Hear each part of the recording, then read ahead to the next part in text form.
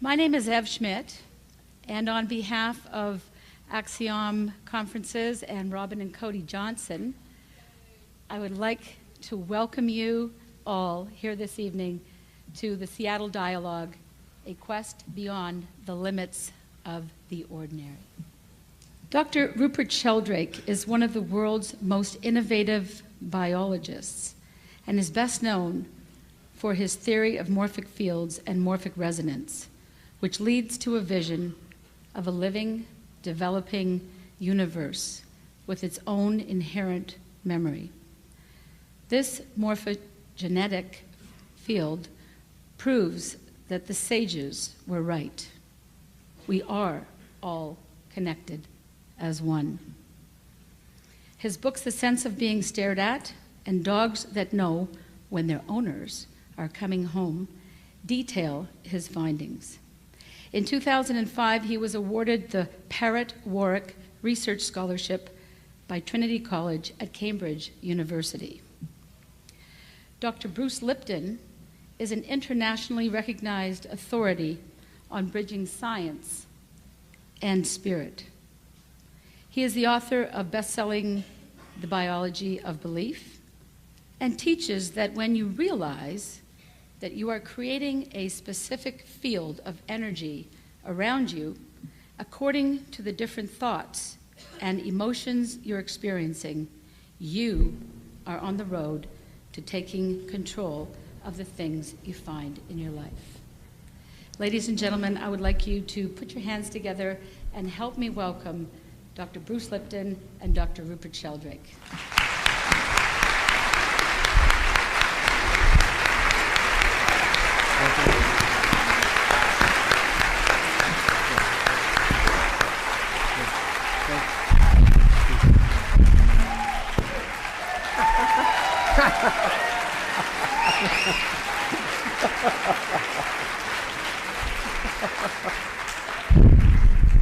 Well, I figured I'd start this off because this is a conversation that's been about 17 years in the process of getting to. I have a letter here that I just showed Rupert that he wrote to me back in May 1989. Back then I didn't have to use this, so it's a little different today. And I had sent Dr. Sheldrake a copy of a thesis on liquid crystal consciousness. And I figured I have to send it to somebody who was thinking bigger than the people I was working with at Stanford at the time. They didn't even want to talk about this stuff. And so I was really absolutely delighted and surprised that actually he wrote back that he even read it. So I got real excited and saved this letter for 20 years now. And he writes, Dear Bruce Lipton, Dickie passed on to me a copy of your essay on liquid crystal consciousness, which I've read with much interest. That was already a good start. And then he says, I like your evocation of the dynamic resonant qualities of the cell membranes. You make a good case for this integrative role, and this is convincing. The rest of it, well, some of my things weren't that clear, apparently, so I stopped reading at that part because that was the good part. But now we have a chance to talk about it. It's only been 17 years, so I appreciate this wonderful opportunity, Rupert. Well, so do I. And although we've met a couple of times before, we've never really had a chance to talk. So this is really our first opportunity, and I'm really pleased it's happened.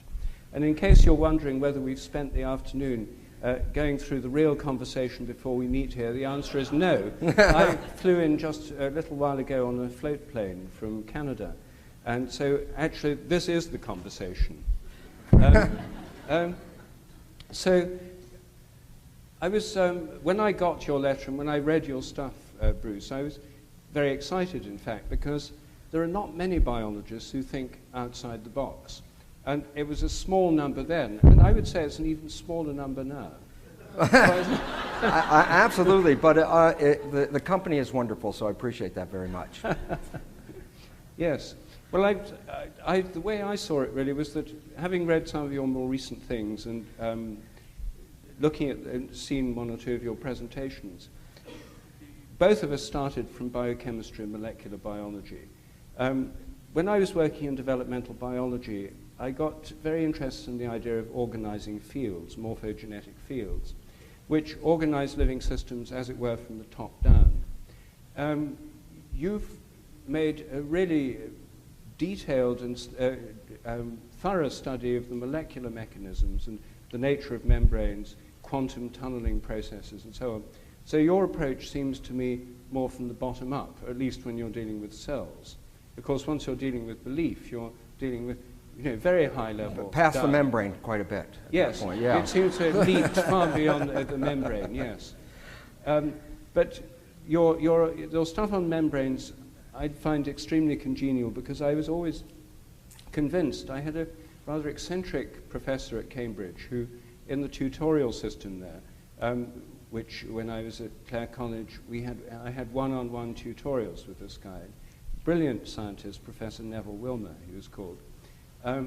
His particular obsession was membranes.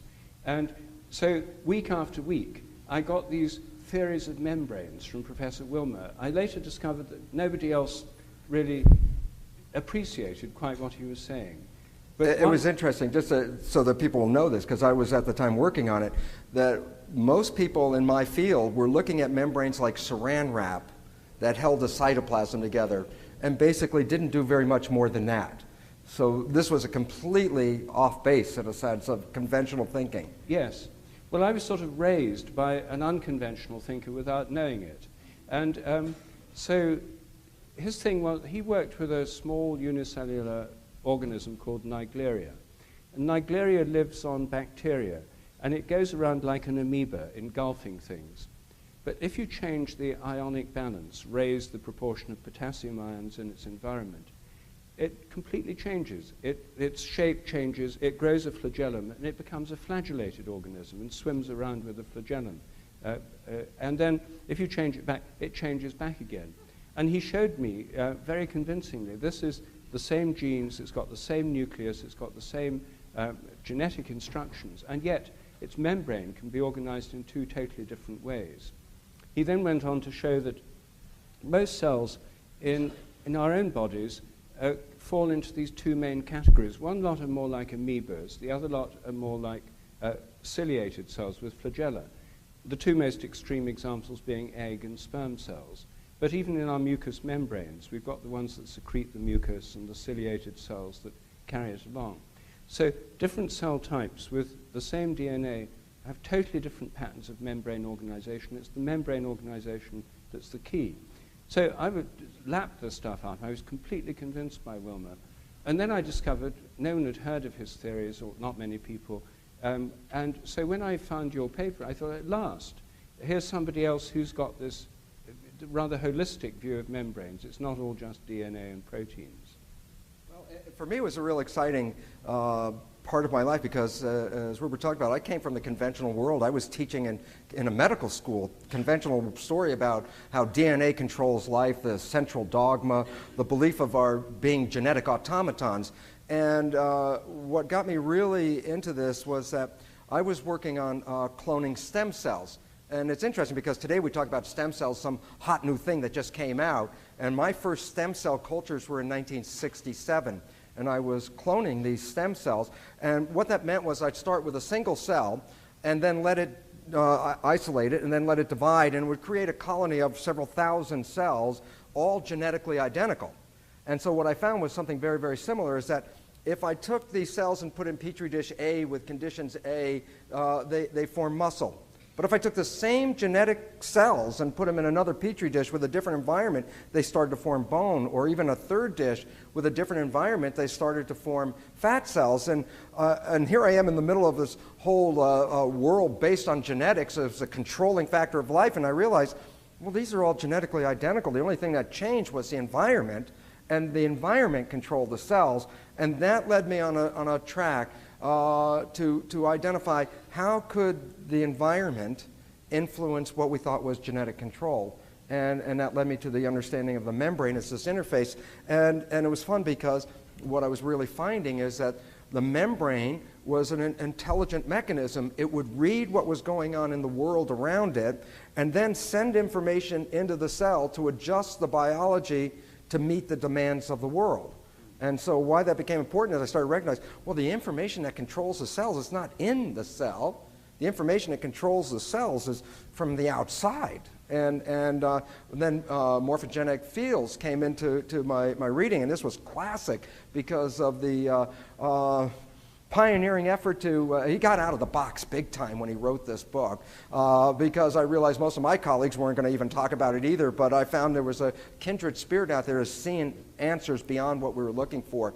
And I got excited. That's why I sent my work to Rupert, because I provided a mechanism by which the fields that Rupert was suggesting existed. I was showing a mechanism to convert those fields into the molecules that make biology. So it was like, I didn't have to find the fields. He brought me the fields, and I came with a membrane. It was like perfect marriage at that point. Yes. Well, I too...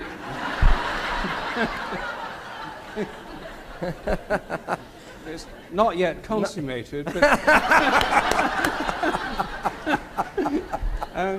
So I was...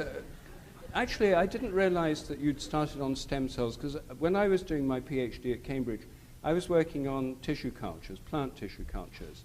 And I had very much the same experience as you. The same cells, the same genetics, change the hormonal balance and the conditions in which they're growing.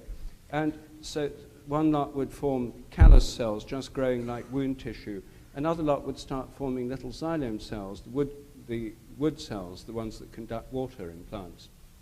And you could change the destiny of these cells just by changing the chemical conditions. Somehow the membranes and the cells were responding. And in the plant, when they do this in a regular pattern that I came to the conclusion must depend on fields. How I came to that conclusion was that I made a big discovery when I was a research student.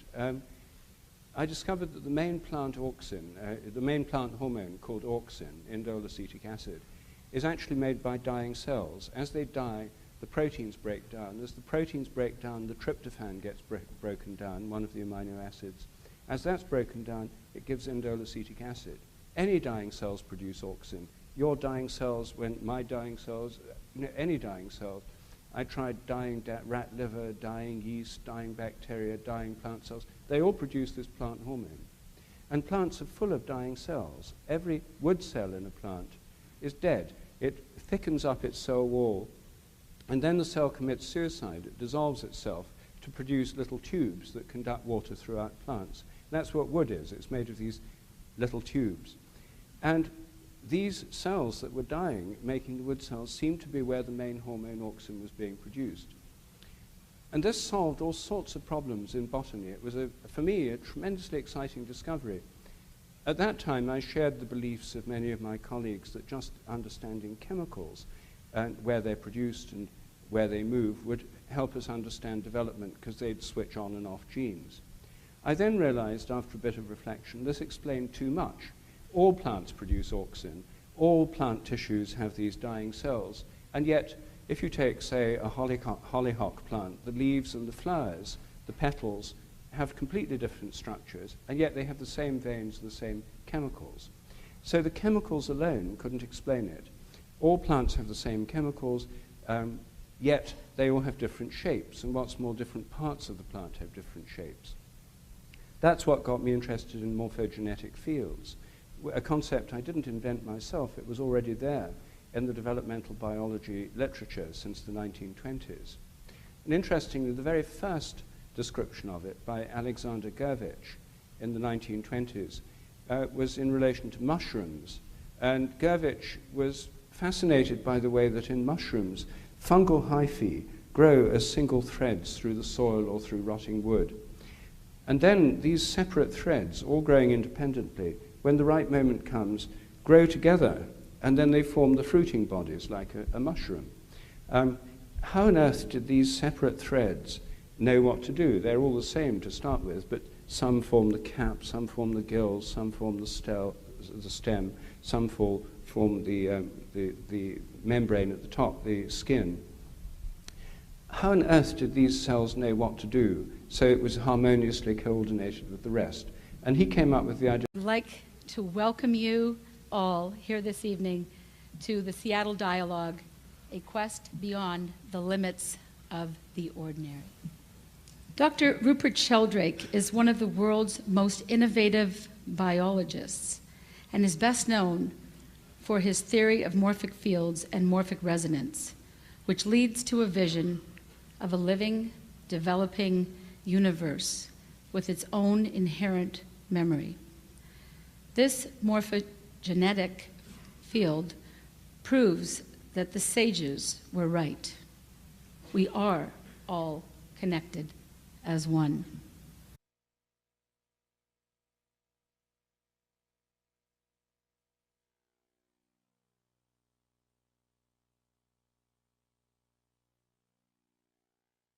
My name is Ev Schmidt, and on behalf of Axiom Conferences and Robin and Cody Johnson, is an internationally recognized authority on bridging science and spirit. He is the author of best-selling The Biology of Belief and teaches that when you realize that you are creating a specific field of energy around you, his books, The Sense of Being Stared At and Dogs That Know When Their Owners Are Coming Home, detail his findings. In 2005, he was awarded the Parrott Warwick Research Scholarship by Trinity College at Cambridge University. Dr. Bruce Lipton